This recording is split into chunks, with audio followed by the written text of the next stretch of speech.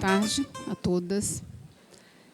Imagina a minha responsabilidade agora, né? Depois de duas grandes falas, profissionais envolvidas no contexto educacional, na educação federal, a professora Mantoan, que eu conheço de muitos anos pelos trabalhos que ela vem desenvolvendo. A Martinha, eu já tive possibilidade de ouvi-la algumas vezes, né, e também por conhecer a legislação que normatiza, né, os nossos processos educacionais. Eu até fiquei pensando durante a fala delas como é que eu vou encaminhar o meu trabalho, mas com muita tranquilidade, porque a Martinha apontou o que nós desejamos enquanto política federal para as nossas escolas, para a nossa educação. E a professora Mantoan, ela trouxe com muita propriedade, como sempre, o contexto educacional brasileiro nas suas diferentes facetas, né? Então, muitas das coisas que ela pontuou agora nessa última fala estão presentes no nosso contexto educacional do município de Campinas. Eu vou falar do lugar que eu ocupo como coordenadora pedagógica, trabalhando no núcleo de educação especial, né? E uma das questões que sempre permeiam a minha mente, né, quando as pessoas problematizam a qualidade da educação, a perspectiva de uma implantação efetiva da educação inclusiva, os nossos desafios enquanto profissionais da educação, de carreira, como eu costumo dizer, que nós prestamos concurso para alguns cargos, alguns profissionais se colocam nas funções de diretores, vices, no nosso caso de Campinas específico, de orientadores pedagógicos. Na nossa secretaria, nós temos os técnicos centrais, que são os coordenadores pedagógicos, mas muitos profissionais continuam como professores por opção, né? Então, nesse contexto de trabalho, a gente vem galgando degraus, subindo um a um. Por isso que ontem, na abertura, eu fiz uma referência à questão de a cada passo, né? A cada passo é assim que a gente se vê como profissional da educação quando nós estamos inseridos num contexto público. Eu tenho só a experiência do público, tá? E uma das questões que é bastante importante, né, quando a gente vai pensar a educação pública, e eu vou falar do município de Campinas, eu tenho percorrido aí já 33 anos, esse ano eu faço 33 anos.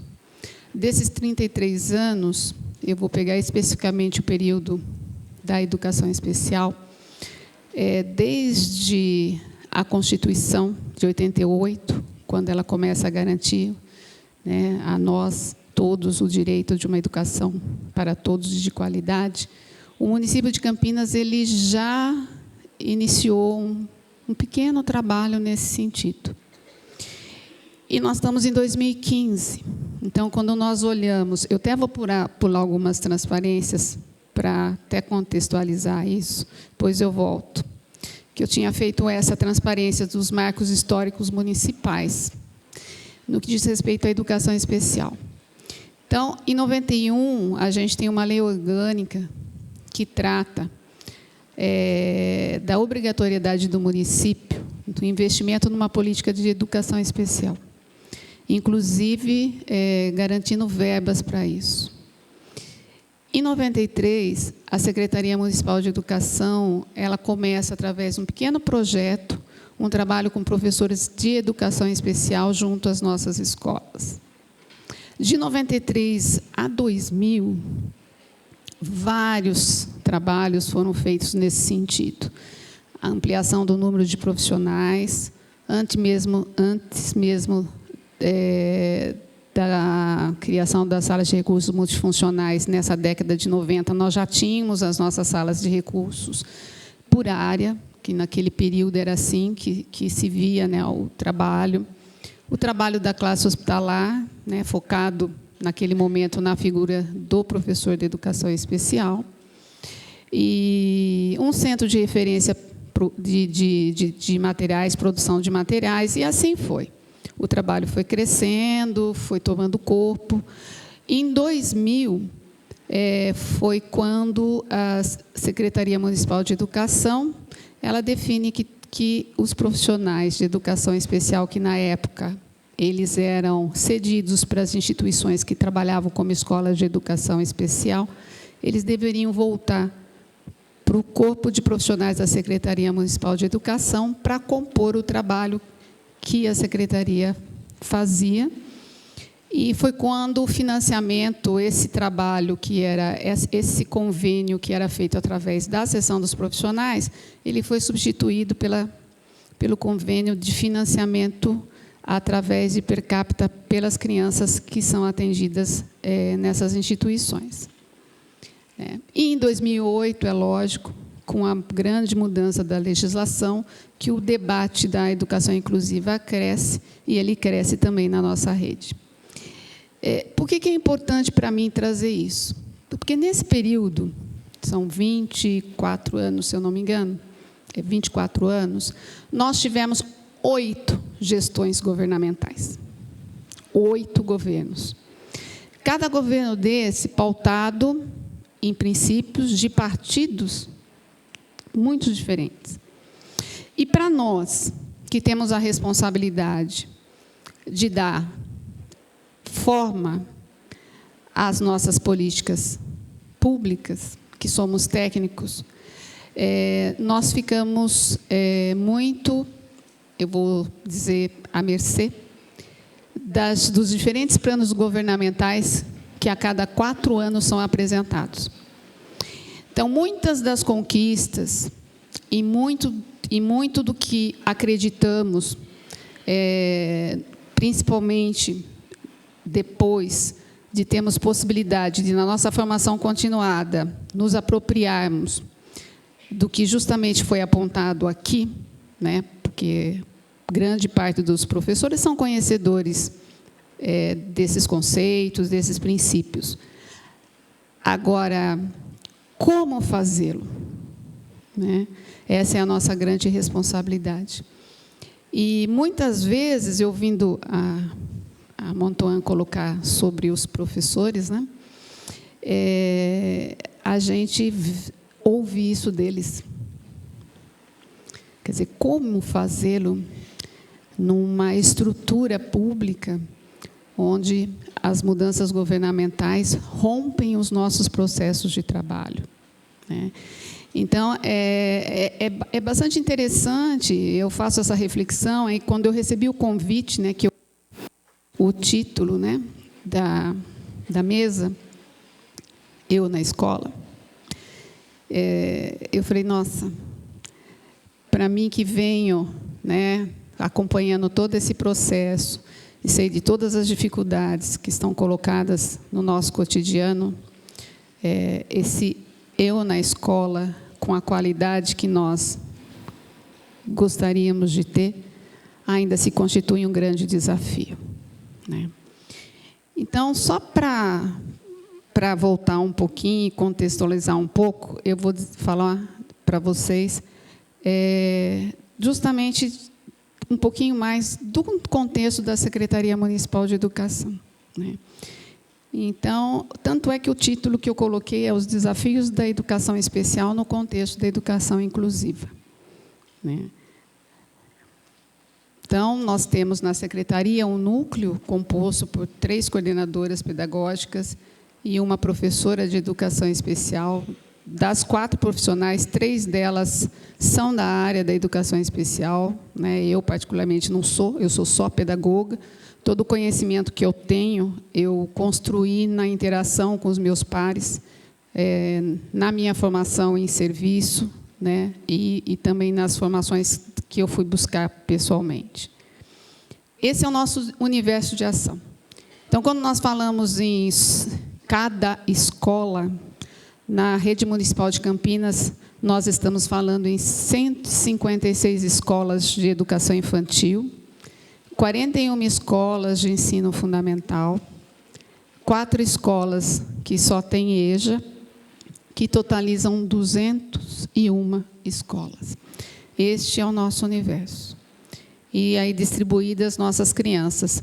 31.694 crianças na educação infantil, 18.858 alunos no ensino fundamental, e 3.443 no EJA e 53.995 é o total de alunos que nós temos na rede pública,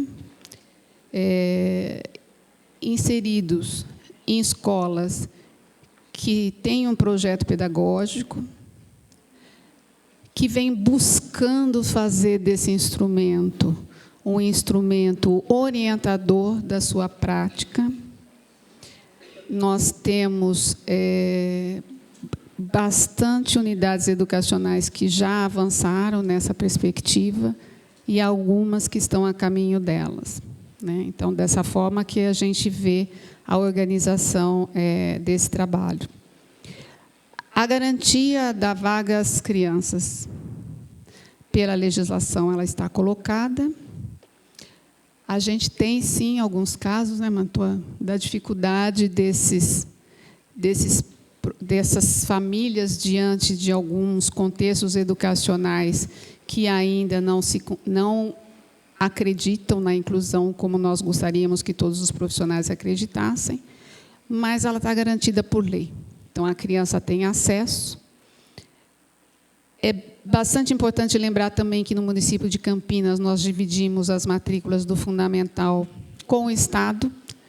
Nós temos aproximadamente de 25% a 30% dos alunos inseridos no município. Os demais são inseridos em escolas de estados com uma política específica do Estado.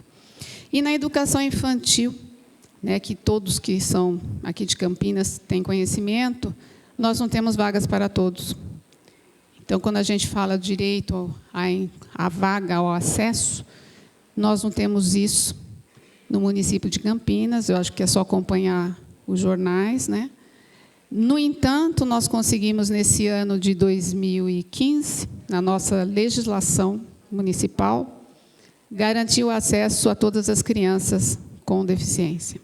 Elas têm prioridade no acesso às escolas, né? Então, consideramos aí um olhar um pouco diferenciado, mas um avanço, já que o número de vagas na nossa educação infantil, ele não abarca a necessidade de todas as nossas crianças. A gente sabe da obrigatoriedade para as crianças de 4 a 6, para esse universo de criança nós temos vaga, mas para as crianças de 0 a 3 ainda não atingimos a totalidade que nós gostaríamos. Aí é outro setor que vem batalhando aí para que isso ocorra.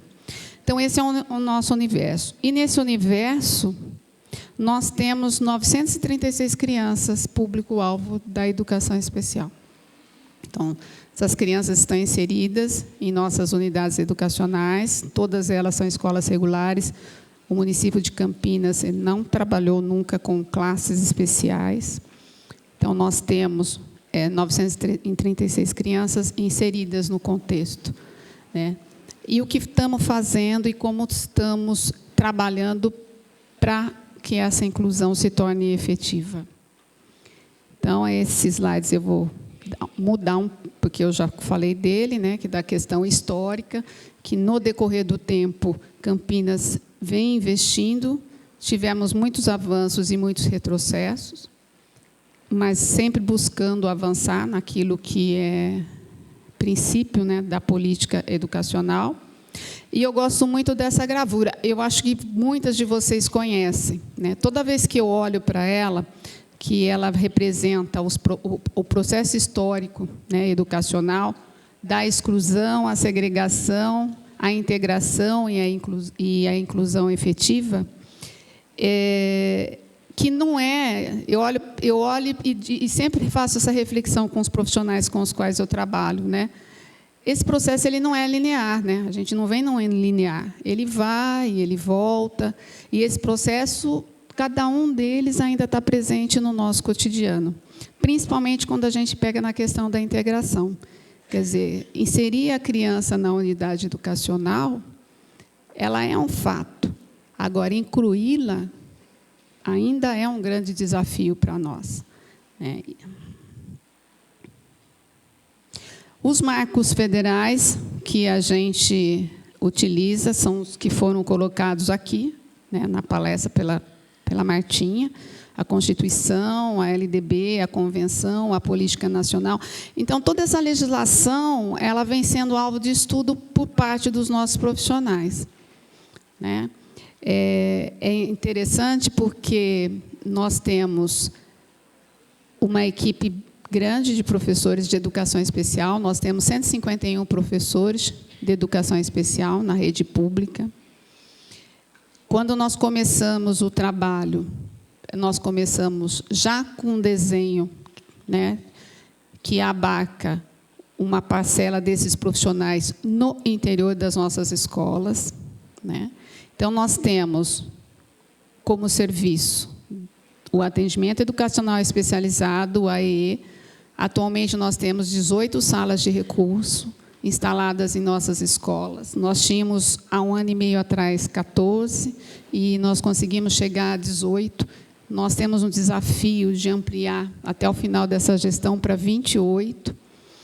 Estamos em busca de espaço físico para a estruturação dessas salas, porque as nossas escolas elas atendem na sua totalidade de capacidade e até ultrapassando. Eu acho que essa tem sido pelo menos a realidade das escolas públicas de Campinas, né? Então, as nossas salas são salas de 30 alunos, 35 alunos, né? Abarcando todos os espaços. Mas, nesses 2 últimos anos que nós estamos atuando junto ao núcleo, né, de educação especial, esse é um dos desafios que nós colocamos como meta a ser atingida. Ampliação das nossas salas de recursos. As nossas salas de recursos atendem não só as crianças nossas do município, mas também ela vinha atendendo as crianças do Estado. Eu falo muito em criança porque boa parte da minha atuação pedagógica é na educação infantil. Então, quando eu falar criança, vocês podem ter certeza que eu estou falando de adolescente, de jovem, porque toda a educação especial ela é para todos, né? Para todos. É que eu falo muito e às vezes eu não percebo, né? E o Estado, a partir do ano passado, começou a fazer a instalação das suas salas de recurso. Então, essas crianças já estão começando a migrar para as salas de recurso do Estado. Mas ainda nós temos algumas crianças do Estado frequentando as salas de recurso, que elas são colocadas em algumas escolas, tanto do fundamental quanto do infantil, mas elas atendem a totalidade das nossas escolas. Isso, para nós, tem trazido algumas dificuldades, porque as famílias, às vezes, têm que se locomover muito para chegar a uma sala de recurso. E, de qualquer forma, essa dificuldade a gente vai conseguir sanar até o final desse ano com o transporte adaptado, que também foi colocado como meta nesses dois últimos anos para a gente sanar. Nossa, então vou correr, desculpa. E nós temos os professores nas nossas unidades educacionais, que, quando falamos dos professores que estão nas escolas, até nós coloquei aqui no slide, apoio especializado no contexto das escolas pelo professor de educação especial, atuando junto às equipes das escolas e das classes hospitalares, que nós temos 2 classes hospitalares. O professor de educação especial atua com a equipe educacional no desenvolvimento dos processos pedagógicos que atendam às necessidades educacionais do público-alvo da educação especial. Nós não vemos o professor de educação especial como professor do aluno. Nós não vemos o professor de educação especial como um profissional que vai trabalhar um currículo separado para aquele aluno. Ele é um professor que está na escola para fazer a discussão dos processos de inclusão, não só da educação especial, mas também abordar a questão da educação inclusiva como um todo, e, principalmente, junto a essa equipe pedagógica, pensar os recursos que possibilitarão a acessibilidade dessa criança no seu processo educacional. Todo mundo está fazendo isso? Não. Também é um grande desafio. Esses professores estão há anos nas nossas escolas, também passaram por diferentes orientações nos diferentes governos que estiveram à frente, né, da Secretaria Municipal de Educação, mas hoje é neste caminho que a gente vem trilhando, esse caminho que a gente vem trilhando, que a gente vem batendo. A gente vê muitos trabalhos em nossas escolas que têm tido sucesso em função da atuação desse profissional, porque ele consegue mobilizar um contexto escolar, e eu estou me referindo a um coletivo de professores, para que reflitam sobre a sua prática, na mudança necessária de paradigma educacional, na transformação da escola em função do atendimento dos processos educacionais de cada criança. Então, atingir isso, paulatinamente, a gente vem conseguindo em algumas escolas. Eu tive, graças a Deus, o prazer de ver isso e vejo no meu cotidiano, que é o que nos alimenta para conseguir avançar, né? Então, esses dois serviços, para nós, são serviços de ponta, né? Aí eu fiz aí bem rapidinho, eu só vou ler que a nossa política hoje ela conta com o cuidador, né? Nós tivemos alguns percalços aí, hoje eu tive uma conversa, inclusive, com a empresa que vai assumir. O cuidador vem na perspectiva que é indicada pela legislação, né? A estrutura para a educação bilíngue nas nossas escolas está quase montada, com o professor bilíngue. Nós já fizemos o concurso, já temos 36 profissionais. O intérprete, que nós temos um concurso em andamento.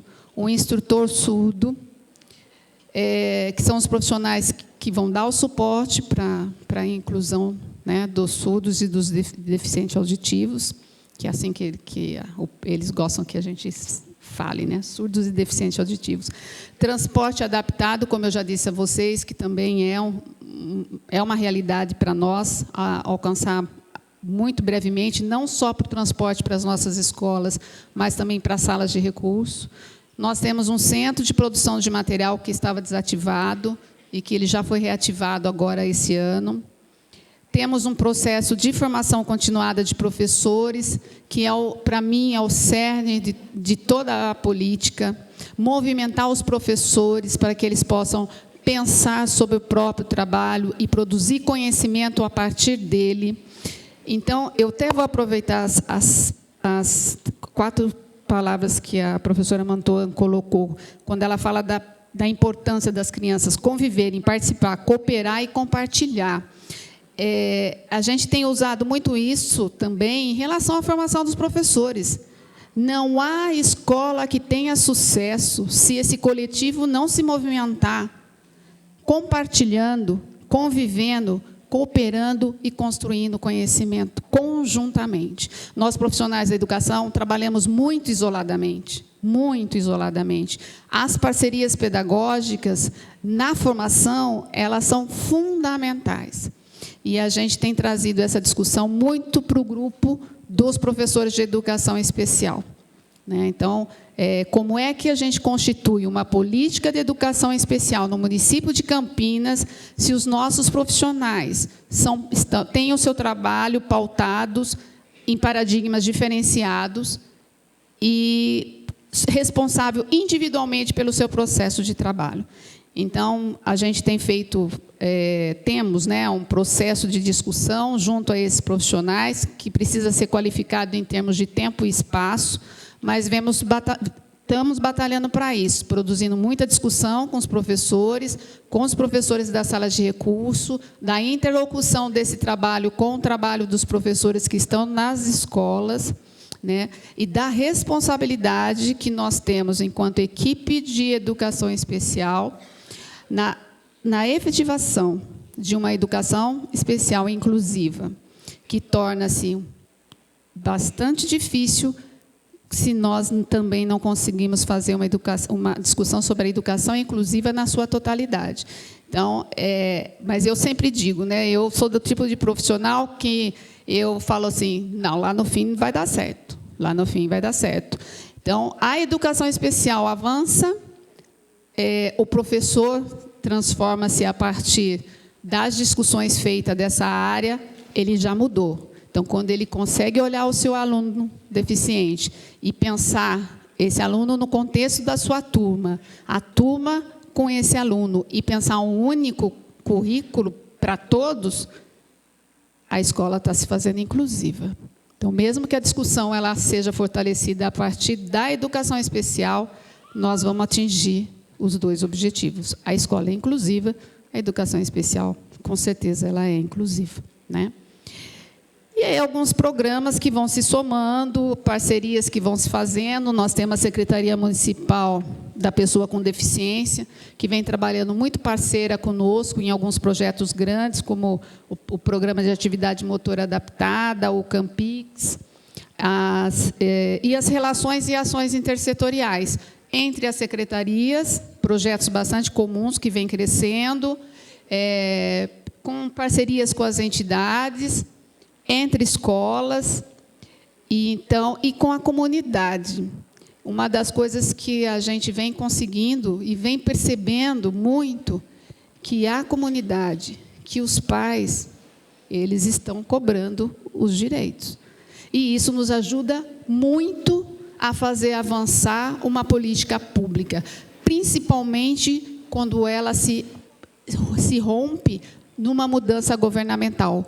Quem segura a continuidade de uma política pública são os profissionais, mas muito mais a comunidade que dela faz uso. Então, os pais ligam, cadê meu cuidador? O meu professor, por que não consegui? Por que não está avançando? E a gente incentiva cada vez mais que os pais façam uma interlocução, não só com a escola, mas eles têm feito muita interlocução conosco também na secretaria. E, para encerrar, eu vou, de novo, falar do cada passo. Isso me tocou muito. Temos muito o que estudar e aprender. É assim que eu vejo. Apesar de termos 24 anos de trabalho na área de inclusão, lógico, passada por aquela outra imagem que eu mostrei, né, que faz um caminho desde a segregação até a possibilidade da inclusão, mesmo depois de todo esse tempo, temos muito o que aprender e avançar. E eu acho que 20 anos pela frente estão aí para isso. Obrigada.